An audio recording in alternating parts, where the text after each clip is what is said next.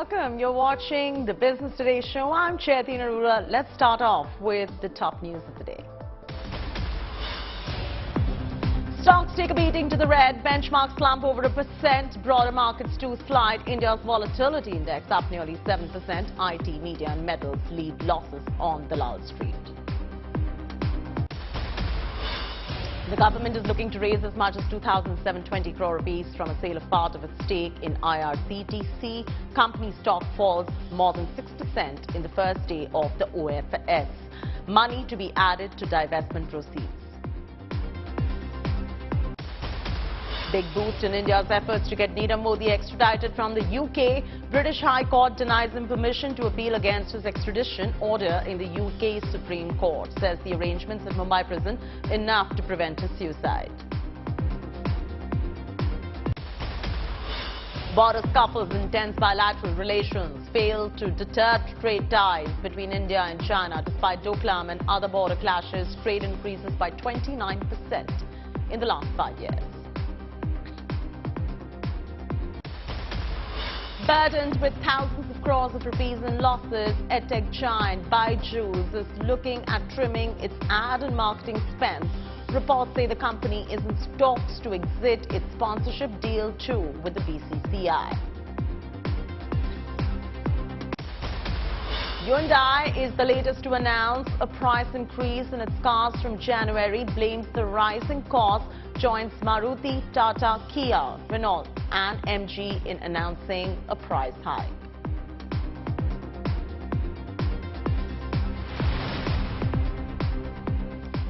On a steep sell-off on the Lal Street, with indices ending the session deep in the red as the street priced in cues from a hawkish Fed. Let's bring you those numbers on your screen to get you better perspective. Nifty ending below the 18,500 mark, to be precise 18,415, down 1.32% in today's trading session.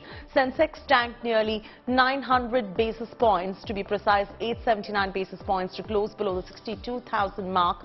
IT, metals and media stocks were amongst the top laggards in trade today because the day belonged to the bears.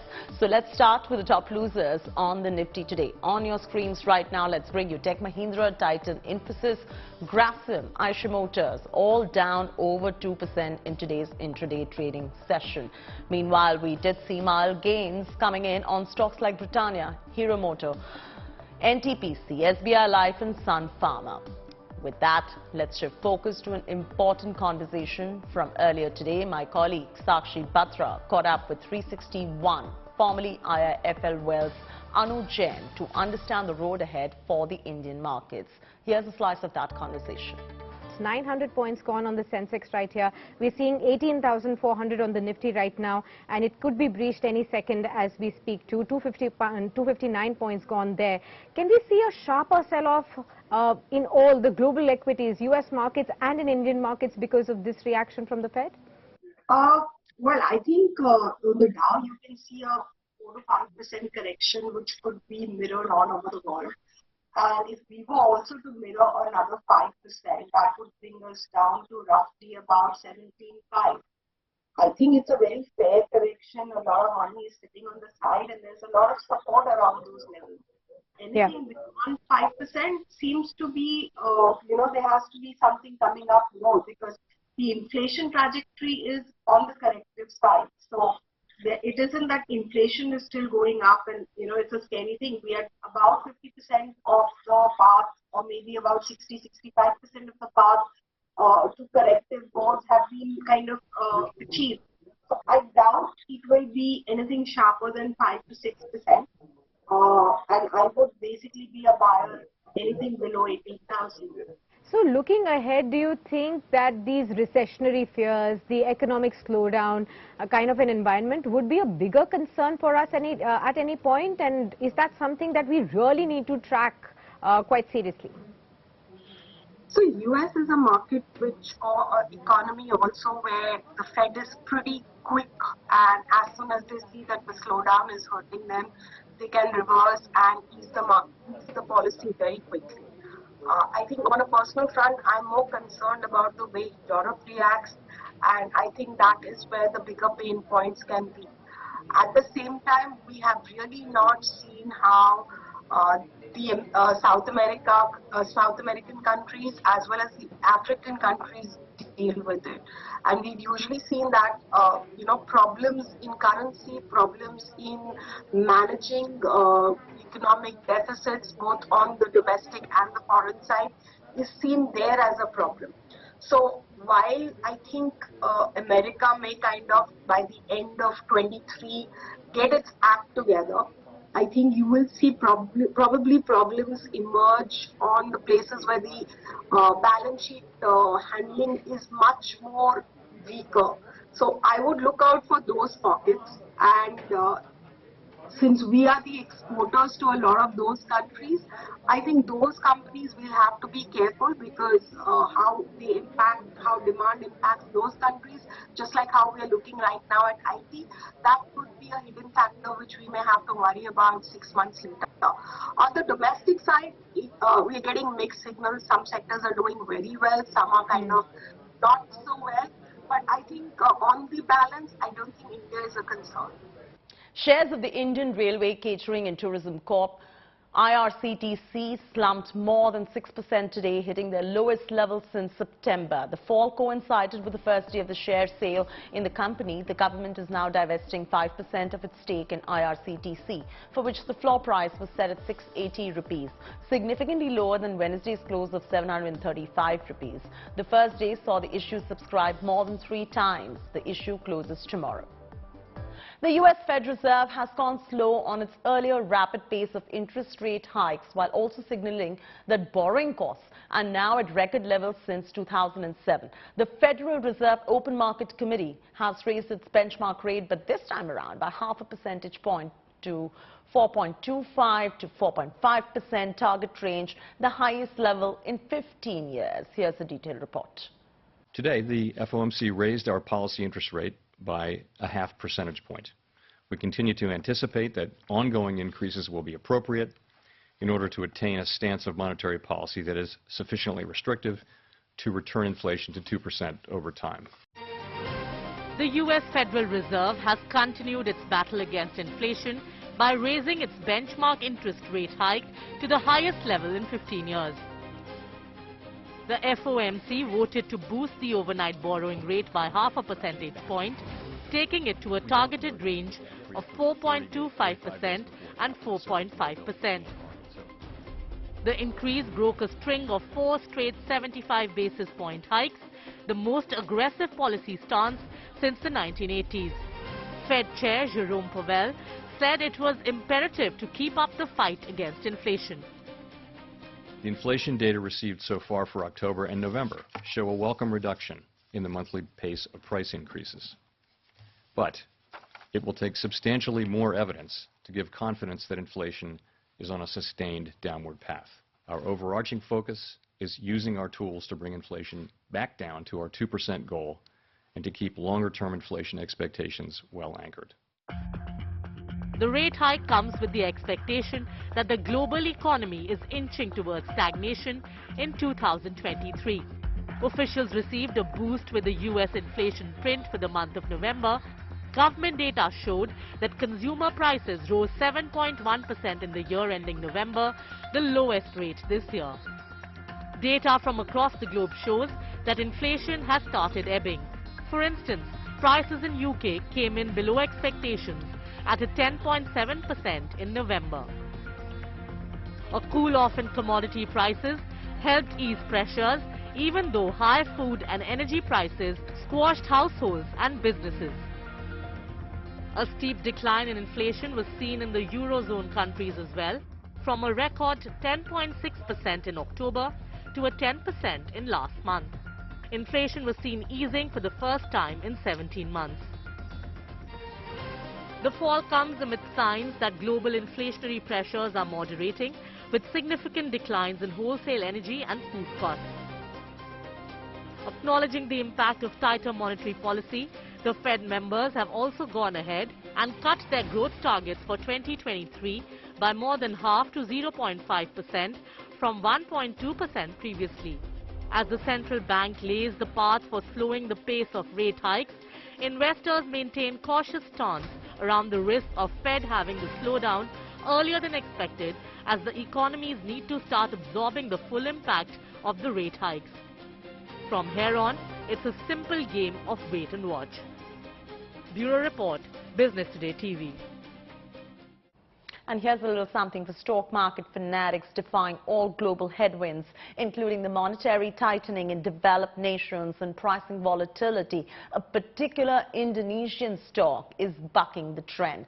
A whopping 1,600% rally this year seen on PT Adaro Minerals, a coal mining and trading major. The Bloomberg World Index includes a little over 2,800 stocks. Power and energy major Adani Power, which is a subsidiary of Indian conglomerate Adani, is amongst the top 5 best performing stocks on this index.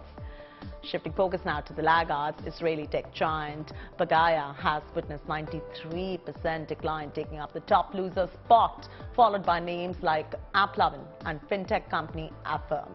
Closing in on the 4th place is crypto exchange Coinbase. Equity mutual funds have witnessed a net inflow of 2,224 crore rupees this November. This is the lowest inflow recorded since April 2021. In October, inflows were about 4 times higher. So what does this really mean? Are investors wary of inflated stock values? Are they expecting a big correction in the stock markets? My colleague Sakshi Batra discussed this trend with NS Venkatesh, who is the Chief Executive of the Association of Mutual Funds of India. Listen in. Well, SIP contributions have crossed the 13,300 crore mark. Help us understand what is aiding this strong SIP flow. The strong SIP flows are a clear feature that essentially people are trusting mutual fund as a good investment vehicle, and essentially if you are looking at it, the retail participation is very, very high. The number of folios of SIP is over 6 crores. The SIP flows will continue to be there for the simple reason that it is a long-term investment vehicle, and we believe that the trend, whatever is indicative, we will touch the 14,000 crore by, let us say, next June. By June.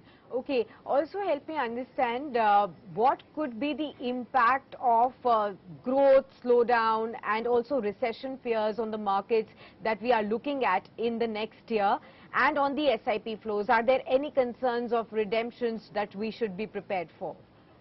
We are not seeing any concerns of redemptions because SIP flows are generally for a 5-year to 7-year sort of an investment horizon.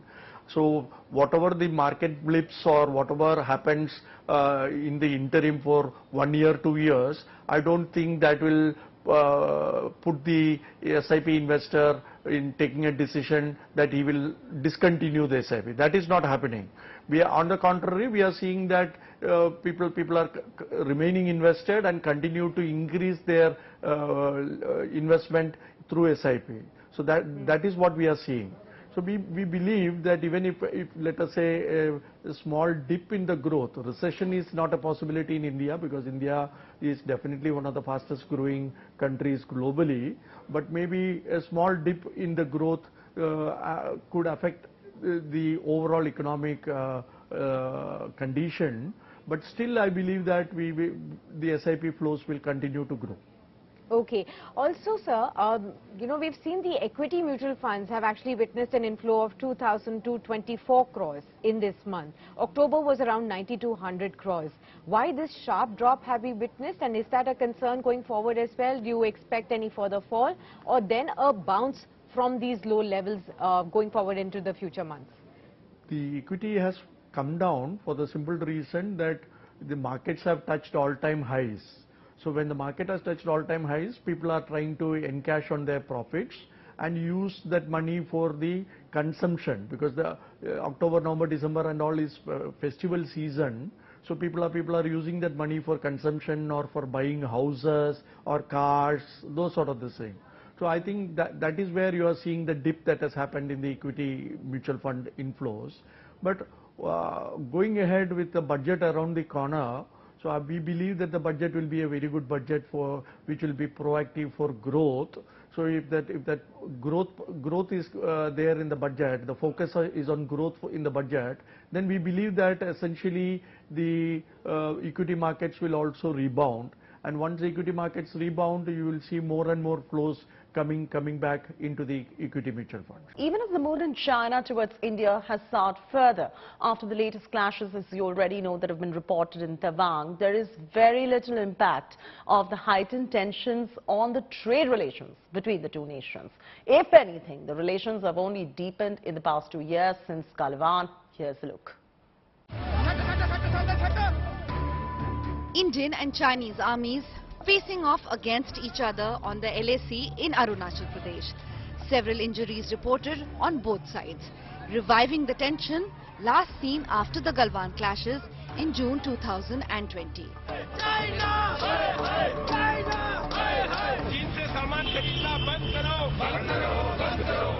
There was outrage across the country. Political mayhem in the parliament, with the opposition clashing with the treasury benches. And amid all this, despite Galwan and Tawang, it's been business as usual for trade between the two neighbors. Not only has the trade between two of the Asia's largest economies continued unfettered, it's risen nearly 30% in the past 5 years. Last financial year, India exported goods worth $422.2 billion.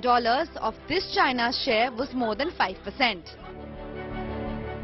This export has risen 59% in 5 years, from $13.3 billion in 2017 and 18 to $21.2 billion in 2021 and 22. India's imports from China registered a growth of 23% in 5 years, from $76.4 billion in financial year 2018 to $94.2 billion in financial year 2022. Of the total amount, the largest portion was of engineering goods, followed by agricultural products, ores, minerals, chemical products, petroleum and crude. And despite India's rising exports to China, its trade deficit with China has widened by 16% in the last 5 years.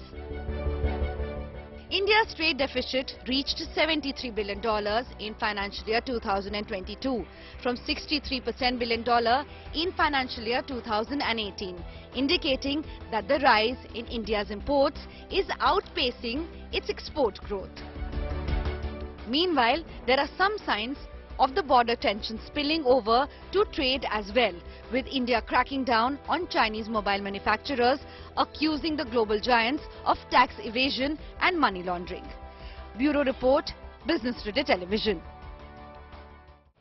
EdTech major Byju is reportedly walking back to the pavilion in the innings with the BCCI. The financially stressed company is said to be seeking to exit its jersey sponsorship deal for the Indian cricket team. A final decision is likely on the 21st of this month.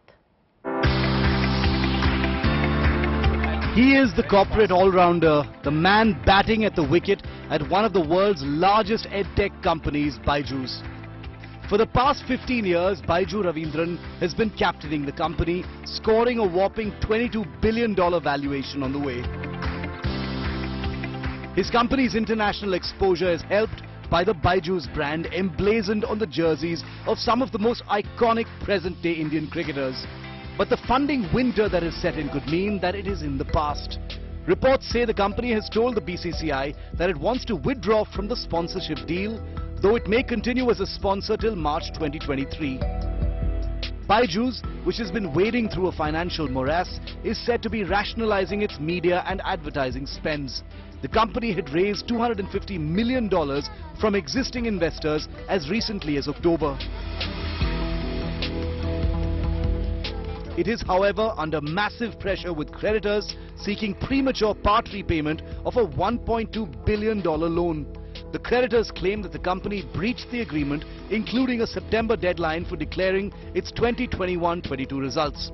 The only results it declared in September were for 2020-21. Much delayed, which stunned the street with a 4,588 crore rupee loss. The results included a 150% jump in advertising and promotional expenses to 2,251 crore rupees. The losses seem to have clean bowled Byju's sponsorship dreams. Byju's had taken over from Oppo as the Indian cricket team jersey sponsor in September 2019.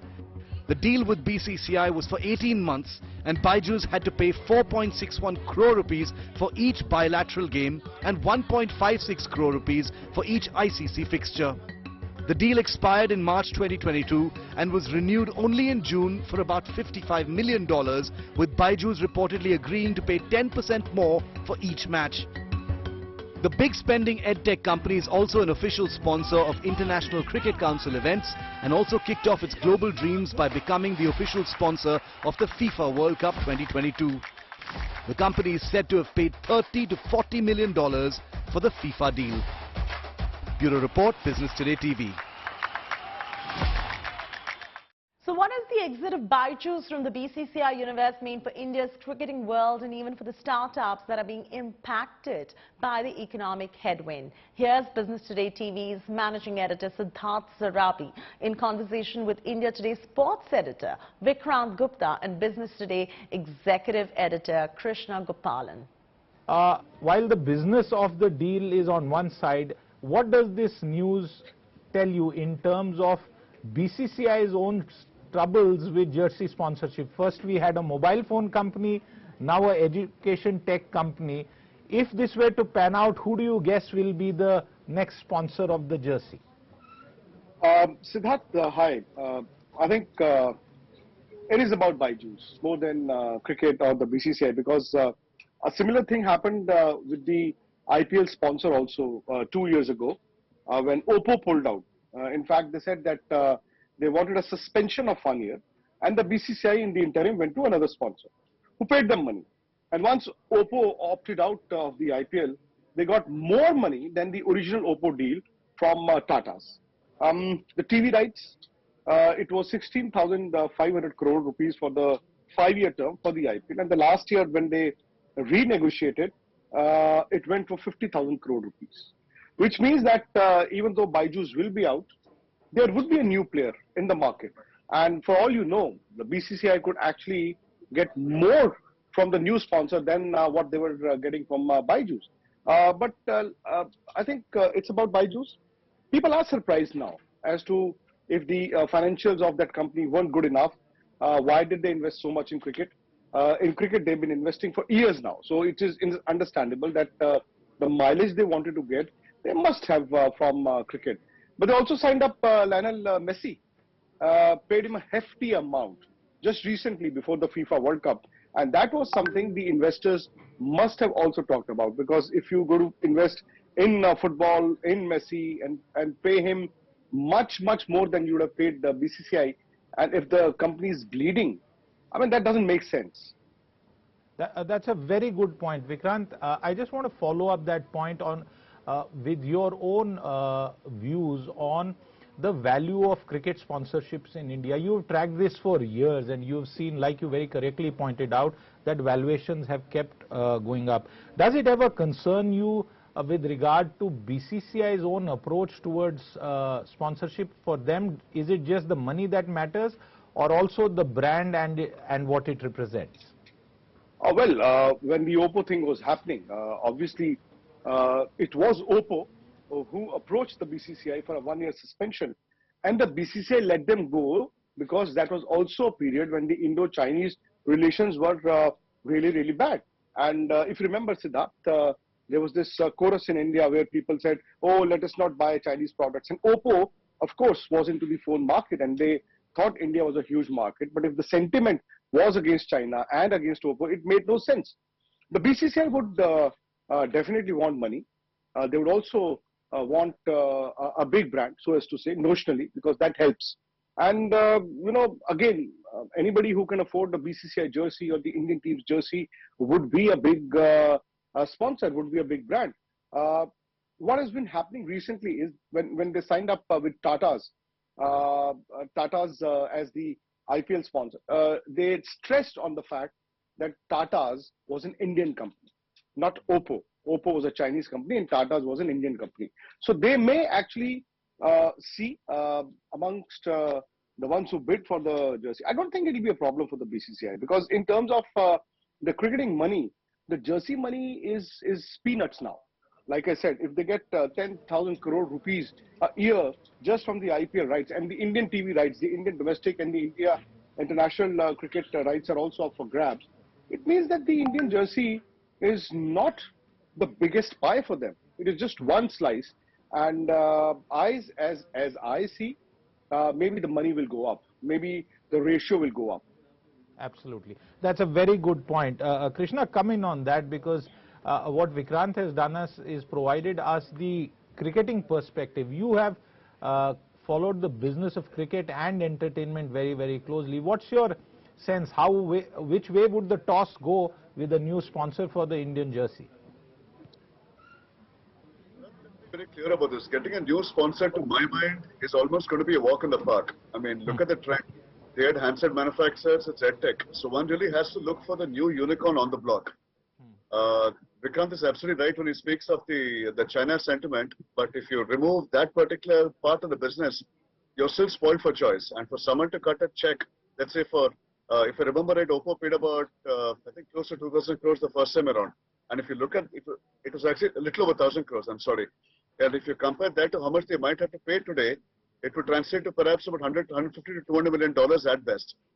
But the visibility that comes by virtue of having your name on the jersey in a high-reach business like cricket makes for the most compatible marriage. So I would put my money on one of the unicorns stepping in to replace Byju because they're flush with funds, and quite honestly, they really don't know what to do with the money. Well, that's it from me, Treti Narula, on this edition of the Business Today show. Keep watching India Today and don't forget to log on to www.indiatoday.in or go ahead and download our India Today app. Thanks so much for tuning in. Thanks for your time.